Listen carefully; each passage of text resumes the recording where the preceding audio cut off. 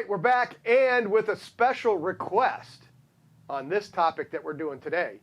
They wanted to know how to select a good homeowner. And we'll be back right after this. I like this.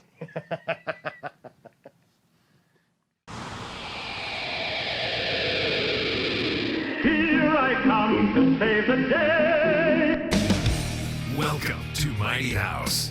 This is a radio show for people with problems, home improvement problems, that is, and for people who want common sense guidance on how to build green and live a more sustainable lifestyle. Send an email or call into the show. The Mighty House crew is on the job.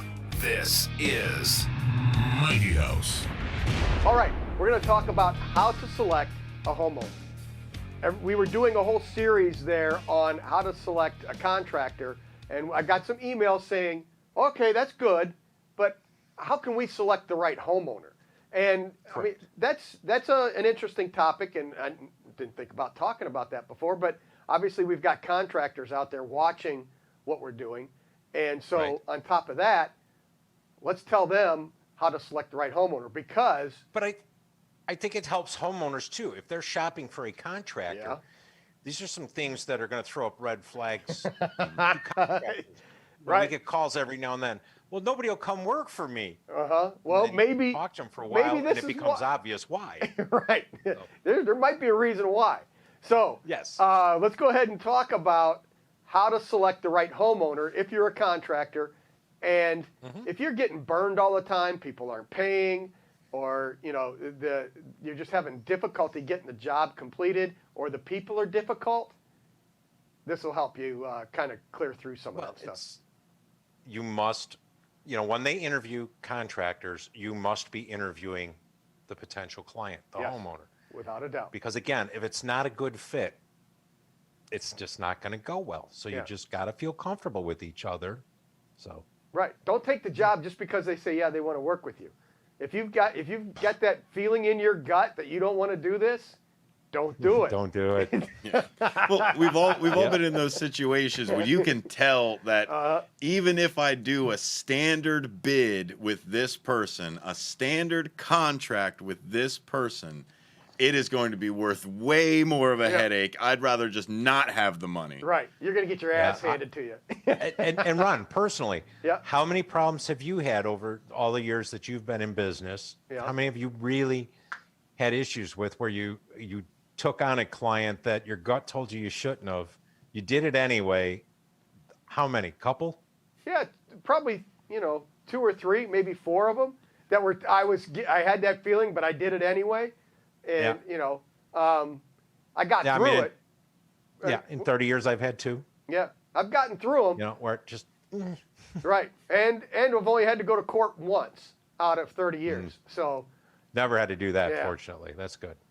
They just decided they didn't want to pay. Not that they couldn't. Not that they, they just didn't want to pay. So, that's all right. We got through that. So let's go and get started. So first place is, think about your own company, though. Where do you advertise? Because some of that, and I'm not saying that these avenues are incorrect, but it's a certain mentality that takes this avenue, correct? Yep. So if you're truly going through lead generation services or house, some of it, internet services, I think, are somewhat the worst, because not that all of them are bad. I mean, there's probably more out there than I even know. Yep. But no matter what, when it gets to the contractor's level, they want you to pay for each lead. Now, they advertise that they're qualified leads. These are people that are ready to spend money. They're looking for this type of work. And, more often than not, I have found that they're just throwing junk. Right. The phone rang. I got a phone number. Here's a lead. You owe us, money for it. And it's like, Right. Or so it becomes a hassle. And when those first started coming out, they will recycle those leads too. So they might have sent it to me, but then they're going to go, oh, well, we'll send it to Rich also. So now we're both having to call this time, or they recycle it in a month or two and they send that information out again, just so that they can get more money for it. So there's a lot of issues with those lead generation companies, and those are really, we used to laugh about the yellow pages. If you found us in the yellow pages, you're calling us because you found us in the yellow pages. Yeah, but you're really in the D's. Right.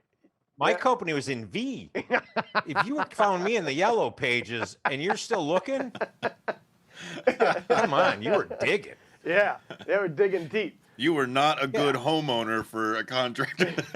Right. No, that's why I never, because that's why they always told you, like, you always wanted your company name to start with 2 A's so that you're always listed first in the phone book. Right. Okay, back in the day, that made sense. Sure. But now, no, it's so No. we go on to like radio advertising, which I don't have a problem with that. Most companies that advertise are legitimate companies just reaching out to a broader audience. Sure. And if you do local radio, it gets you within your work zone. Sure. When we were on in Evanston, it reached that 20 miles around Evanston. So the contractor based in Evanston didn't have to go out and get a state map of Illinois. He pretty much knew. Right. And if he needed a map, he wasn't doing the job. Right. But and then also, if you're on the internet, let's say you're with Yelp, you're not going to get somebody that's in 45 to 65. You're going to be getting somebody that's 25 to 35 because that's where those people look. So of that age group. So if you're advertising on radio, you're going to start getting people that are 55, 65, maybe older, because those people still listen to the radio. You're not going to get that younger group, that younger audience, because they don't listen. Well, the upside is the older people have disposable income. The younger ones have debt. See, there you go. There you go. So, and as a person who runs a radio station, I appreciate you guys pandering to me. I appreciate that. We're not pandering to you. We actually did radio, right, for a long, long time. Yeah. No, it's true. Advertising paid the bills, but Sure. radio advertising is a distinct call for action, and that was what it was. It was call now, save X. Right. Now, there is, as a disclaimer, there's window companies out there that'll advertise radio and TV and tell you, buy now, buy two, labor's free. Sure. There's nothing free in this world. You're Sure. paying too much for a window if labor's free. Right. If it's free windows, then you're paying too much for labor. There's just, the math doesn't work. I'd rather somebody just tell you we do good work. sure. And be done Which goes with to it. the last part, Right. word of mouth, Yeah, exactly. referrals. Referrals, that's where you want to be. Do a good job for your clients that you've got now, and they will pass your name on. And you also, now because if Mrs. Smith is friends with Mrs. Jones, now you know that they're the same type of people. They hang around, those same type of people, the same personalities hang around with each other. So now you know what you're getting into. So if you worked for a crazy couple and they were nuts and you didn't want to work for them again, but you started And they want to introduce you to their best friends from the asylum? right, you don't want to go there. You don't want to go there. No. Thank you very much, but we're really busy right now. We don't have time to do Yes. your project. But it truly does. You must really kind of narrow things down. I mean, I will admit that I had one of the best compliments ever. I was doing some work in the South Side, and I had a client who was a referral from somebody who did not hire me. Right. Because the job went so bad. I was so organized, but they thought they could save a few bucks. Right. And they saw me work down the street, but they decided to go this way. And when their friend wanted to do it, they go, Right. hire Rich. We regret not hiring his company. You know what I mean? It was like, that was a huge compliment. Yes. You there know, you go. When they do that, that was awesome. Right. So that's what you want to do. Do a great job for your client base. It might take a little bit Yes. longer to build that client base up and get those leads rolling in, but that's going to be the best investment advertising you could do is taking care of your And it's clients you've got a now. story we've said before is, especially during the recession when we did have to work for less, the competition was definitely different. I mean, we're all just scraping by. Right. But, I don't need the practice anymore. Right. Right. I am running a legitimate business and I offer benefits and this and that. And so it does cost this. Sure. Sure. If you're 20 years old and trying to figure it out and you can work for the practice money, go ahead. You'll make mistakes. You know what I mean? Sure. But we're well past that point. I'm not doing that anymore. I don't need to look at another 5x8 bathroom. I know. I know. I don't need to go out and look at it. I just humor the homeowners by going out there. Well, but as a contractor, or I guess a seasoned contractor, are those the jobs that you send down to the guys to get the practice and everything? So as a business owner, would you bring a depends on the job. journeyman on for that? Yeah. It depends on the job. Okay. Yeah. There's a lot of handyman work out there that we have crews and I can't really afford to go send a guy over there for a handyman kind of thing. But if I know a young guy who's trying to figure it out, I'll give him a couple of tips and pointers. Sure. But ultimately, what you're paying for with companies like us that are older and established is not just our employees. You're paying for our tools. You're paying for our experience. I can walk into a house that's 80 years old and pretty much see through the plaster and know exactly what I'm going to run into. Mm-hmm. So when I bid that job, I'm going to bid it right. I know you're going to have horsehair plaster over wood lath with true 2x4 studs. It's balloon framed. It's, everything I do, I got to change because of fire code. Then we're going to have to upgrade everything. It's not like, we'll just repaint it for you and, it'll be X. No, it's going to be costly. And the thing is, I'll tell my people that. Right. My potential client, this is not going to be inexpensive. This is what we're going to have to do. And as the contractor walking into the home, that's what you need to do. Don't try to be the lowest bidder, and we're going to get into that later. But you want to present a correct amount. We're already at 10 minutes. We're already.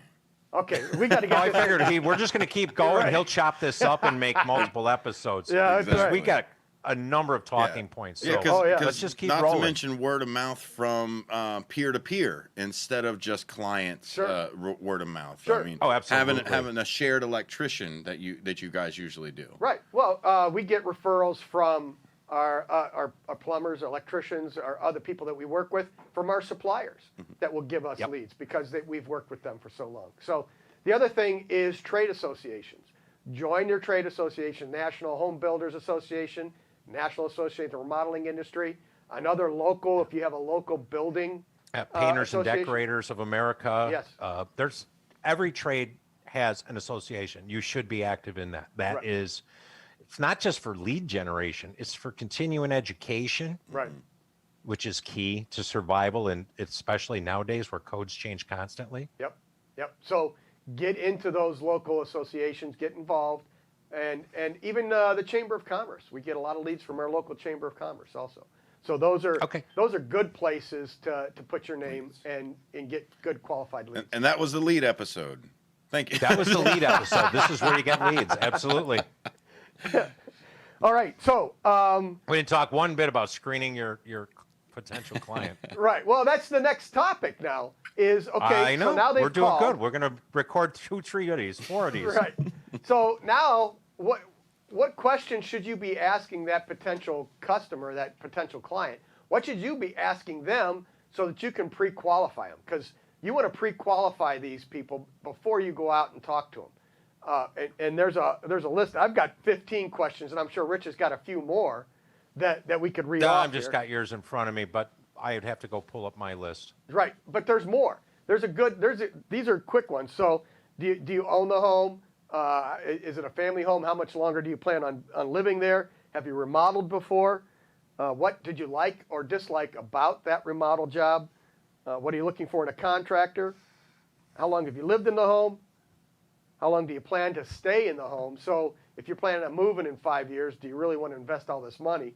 So you want to know that where their head is at. Again, it depends on the type of project they're looking for, right? I mean, if you're looking to move in 5 years and you could really use new windows because the wind's blowing through the house, then comfort's an issue, right? Energy savings for the next 5 years. Right. There's lots of things that go back and forth. So let's talk about some of these questions when you ask people this. And one of the things that's actually not on your list, okay, it says, are you interested in financing or paying cash? But you're not asking how much are you willing to spend? Oh, sure. I got it in here. Number 7, what is your budget? Oh, I'm sorry. I missed that. You do. All right. Find all Now, of these that's questions at actually a question mightyhouse.net. Yeah. Well, That's one that a lot of guys do not want to ask, and it's always a tough one.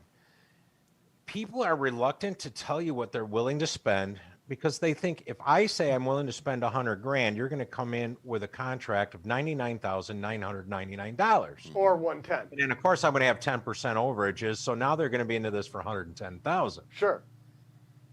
I'm not asking you to tell me exactly what you're looking to spend. I just want a realistic number. Do you feel in your head, what do you value this work at? And if you tell me 10,000 and I'm looking at a kitchen remodel, I know we're not a good fit because your number is not realistic. Right. And I won't tell you that that bluntly. I would explain to you. I would just simply ask you, where did you come up with that number? How Right. did you feel? Where does that, because your appliances, if you're talking about new appliances, it's 16,000 and it's going to take 6 months to get them. Sure. If you're looking at countertops, it's 5,000 to 7,000 or more, 2 weeks. Right. Cabinets, 40,000, Yep. 50,000, 4 months. 18 weeks. So Yeah. where did you come up with $10,000? Now, if that's what you thought it would cost, Yeah. we're done. Or it maybe I they don't mean just, that in a rude way. It's or maybe gotta they set just want to replace the expectations. countertops, put a new sink and faucet in, and paint the cabinets they've got, and throw down a vinyl floor.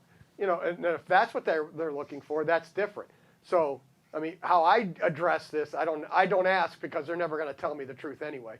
So I no, always but say, I just want a general ballpark. I mean, like I said, I don't want to go bid a job for 150 if they were expecting to spend 50. right. So I approach it in a different way. What I ask is, okay, you've got a 5x8 bathroom. The average bathroom like that runs 30 to 35,000. Is that in your range? So that's, or a kitchen, And our after you average pick them up kitchen. off the floor, Right. dust them off. Right. Or our kitchens run 45 to 75,000. Those are our averages. Is that where you're looking to spend? Oh, no, I didn't want to do that. Okay, fine. Now you're taking them out. You're not asking them to give you a specific number, but you're giving them some ranges so that they can say yes or no. And then Well, that's why way you know this where gets you're at. complicated. I always sat down. I have what I call a wish list. It's really just a blank slate. And Uh-huh. a piece of paper that just says wish list. And it puts client's name, their address, and all that. And then what type of job are you looking for? So it could be a kitchen remodel, could be a bathroom remodel, could be a second floor addition, could be a whole house remodel, whatever. Fill in the blank. What do you want? And I get that list going. Right. So then I can get what they really want out of that job. Mm-hmm. But based on that list, then I can tell them, just like you said, something like that averages us X. Right. Are you comfortable with that? Yeah. No, and that's Come off the floor, dust them off, Right. and then find out that, whatever. right. It's just stuff has gotten stupid. If you got to pay $12 for an 8-foot 2x4, Right. yeah, it's not going to be cheap. Right. And the other thing is, you want to do as much of this sitting in your office and find out all this information ahead of time. You don't want to just talk to the homeowner and say, yeah, sure, I'll stop out. I'll see you on Tuesday. So now you're driving out there. You're taking your time to go out there, and now you're going to do the same thing that you could have sat in your office and done and find out you're not a good fit. But now Right. you're wasting time driving out there, driving back. You're putting a budget together. You're doing all this work for free because Never. well, that's what happens. So you want to ask these questions. You want to find out where it is before you go out there, so that Yeah. way No, you're it's saving one money. thing that a client must pre-qualify contractors based without on a doubt. performance and type of work they do. Nothing wrong with that. But by the same token, what we're saying is that contractors need to qualify potential clients. Right. I don't need a pain in the butt client. I don't need a client that doesn't pay. I don't need a client, not necessarily a bad client. I don't need a client asking me to build them a swimming pool Sure. because I don't know squat about building swimming pools. Right. Now I could go out there and BS them, sign a contract, and then go find a guy who would build a swimming pool for me, subcontract it, Right. take my margin. Right. Not necessarily going to give you It's the not best worth job. the margin, and it's not worth. So it's not worth it. Yeah. Right. Do what you do it right, and if you've got something else like that, you've got a pool guy, just say, here, look, I don't Yeah. do this. If it was part of a larger project, we would take that on and make that part of the project. But if Right. you just want a pool, here, call our pool guy. They'll take care of you. They're going to give you a good job. And now you're back to word of mouth with references because your work is good. So you're going back and forth. Yeah, I mean, Right. A good name is worth your weight in gold. Yes. Absolutely. You find a good doctor, mechanic, and contractor, you keep them. Yeah. You know what I mean? You don't go shopping. Right. No, but I think another good one is what's the age of your home? Yes. So you take somebody like me who grew up in the south side of Chicago, predominantly subdivisions. Sure. Most of the housing stock built from 1972 up. I mean, I Those are very brand new rarely, homes. rarely ran into aluminum wire, which would Right. have been Korean War era, Right. right? So very rarely ran into aluminum wire. So everything was pretty much even maybe say mid 60s forward. So what would I know aside from education about balloon frame houses and things like that, where as you go into your neighborhood on the North Shore, almost everything, balloon frame or solid masonry, 3 widths, Yep. you know, things like that. Oh no, it's all. It's all. I might older give you a homes. cheaper bid. Yeah. A hell of a lot more change orders too, because I didn't know what the hell I was looking at. So that's where you really need to, you know, look at the contractor. But again, the contractor, your house was built in 1890 and you don't have never done a historical preservation. I'm sorry, I don't want to work for you. And it's Right. nothing personal. Right. This is out of my ballpark. Right. Be honest. Right. We get into homes that are 100 years old all the time. And you Exactly. know, you're talking about a home built in 75. I'm like, damn, that's a brand new house. That'll be an easy job. And It is an easy job. You know why? Because you know the studs are on 16-inch centers. Yep. You know, you got copper piping, you got Right. cast iron drain, waste, and vent. We had building codes by then. Sure. What you're talking about was pre-building codes. Right. You didn't know. It was just, and they're not badly built. No, but They're very well built, most of them. It's just, damn, you're going to run into some crazy stuff. Chicken wire in all the plaster and, you know, in all the mud sets. And well, and over the 100 years, they've been remodeling and changing things and screwing things up. So there's in an older house like that, you've got a better chance of finding some jamoke that screwed something up than you do in a house that's built 15 years ago. Yep. So that's it. So another point you brought up are they speaking to any other contractors? Mm-hmm. And that's key. I mean, I don't care. I mean, competition is what makes this whole capitalist system work. Sure. But I also know my competition. I know the good ones and the bad ones. And, you know, I know some guys that'll lowball and they work on change orders. Where me, I always tell my clients I'm inherently lazy. I don't like writing change orders. So I pretty much have this all figured out now. Right. So I may not be the cheapest price, but you'll never see a change order kind of thing. Right. Unless you change it. Unless you make a Yeah. change. Unless you make a change. So, but there's guys that'll just, you know, they don't have any quantities in there. You know, we're Sure. going to open the wall. Open which wall? How wide? You know, you Right. got to be careful. Yep. Exactly. But yeah, so, you know, it's nothing wrong with finding out how many people you're bidding against, but it goes also back to, is the client sitting there with a prepared set of drawings? Mm-hmm. Because we call that competitive bid. Right.